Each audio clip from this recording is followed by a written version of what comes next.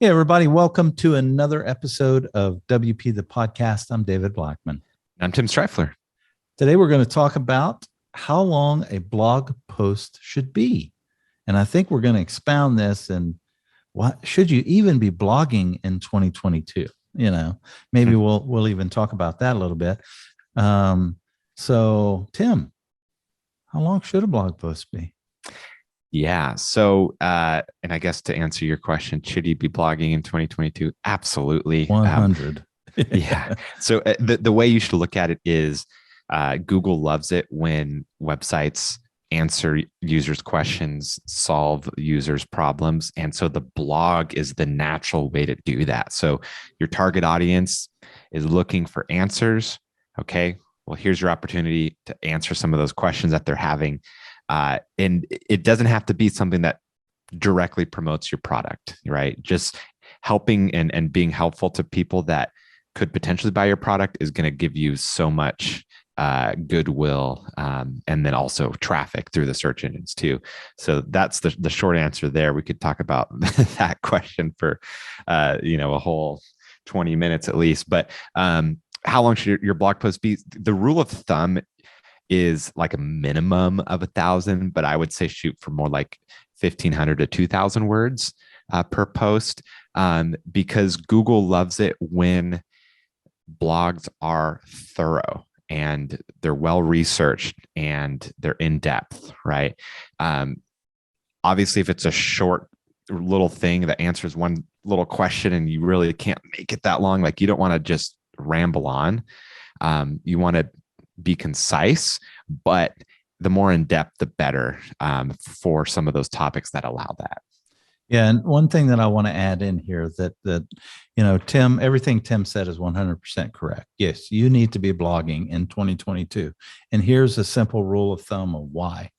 There are so many different platforms where people can find you, they can find your content, and you should be repurposing all of this content to all of the platforms if you can, but it's a ton of work. Honestly, it is a ton of work. You've got social media, you've got YouTube, which is the second largest search engine in the world, and you've got Google, Bing, which are, Google's the number one search engine in the world, and they do prefer written content. You can kind of look at your website as, written content. That's where all of the information is going to be in more or less the written format. So that's why blogging is so important in this day and age still, because if you're producing video content and stuff, you're probably putting it on another platform.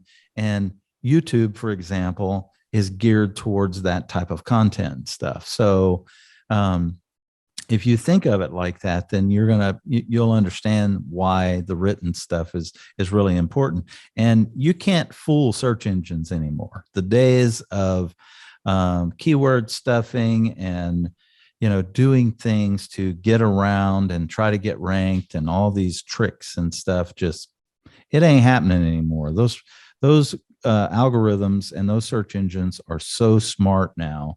AI is so smart that AI is now writing blog posts for you. So there are companies out there that are producing all of the content on their website by artificial intelligence, and it's not even human beings that are writing it, and you can't even tell the difference. So they're so good and smart in this day and age that you really can't. So my answer to how long your blog post should be is, how long can you make it? Because what we would do, and I'll just tell you, from our own company's experience, if we wanted to tackle a topic, we would go out and we would see, okay, well, what's ranking out there? What's page one in Google? How many words have they written? Oh, they wrote 5,000 words on this topic. We're going to do 6, and that was how we would do it. And it worked really well for us. Don't necessarily know if that's still a good way to kind of follow things. Now, you can't just throw a bunch of words, on the page. It needs to be valuable, relevant content for the searcher. So think of it like great that point. and stuff. Yeah. So we miss anything, Tim? No, I think that covers it. Don't don't, as David said, don't just write words to write words. Like, you want to be well researched. You want to have it be in depth and really teach and answer, whatever question it is or whatever problem it's solving. And yeah, if you do that, then you'll be in good shape. Absolutely. All right. Tomorrow we've got another great topic: how to ensure deliverability to contact form emails. And believe it or not, it's not as simple as just having a contact form on your website, because WordPress's deliverability is, so it's going to include some tools that we're going to share with you. So tune in. Till tomorrow. We'll see you then. Take care. Bye-bye.